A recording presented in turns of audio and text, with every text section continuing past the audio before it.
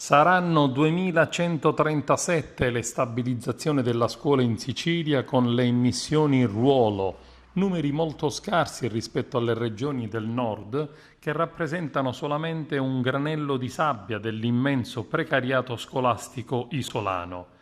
E naturalmente con questi numeri molto limitati non è possibile affrontare il delicato problema della dispersione scolastica che particolarmente nelle regioni del sud costituisce un handicap per il sistema economico e sociale.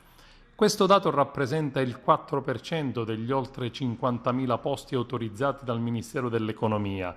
Basta fare un confronto con i dati di Lombardia, dove andranno 11.440 posti e 5.444 quelli per cui beneficeranno i precari toscani, per rendersi conto della differenza.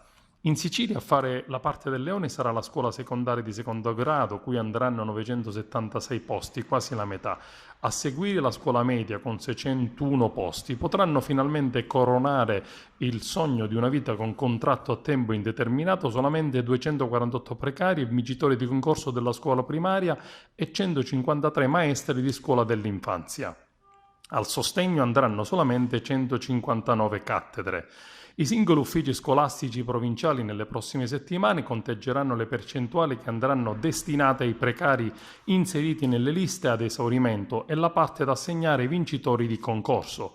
Si parte da una suddivisione al 50% tra i primi e i secondi, ma se una delle due liste fosse esaurita o non avesse un numero sufficiente di aspiranti, sarà l'altra parte ad aggiudicarsi i posti rimanenti, mentre se i posti delle due liste fossero vacanti, le cattedre andranno a supplenti.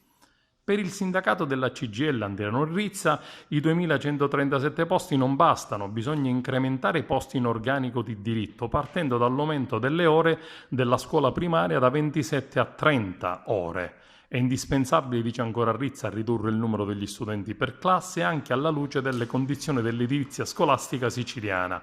E anche sul sostegno la situazione è paradossale. Il Ministero stabilizza solo 159 docenti a fronte degli 8.000 posti. Bisogna stabilizzare immediatamente quegli incarichi e consentire il rientro ai docenti di ruolo fuori regione in possesso della specializzazione e risolvere il problema del precariato, problema complesso e delicato.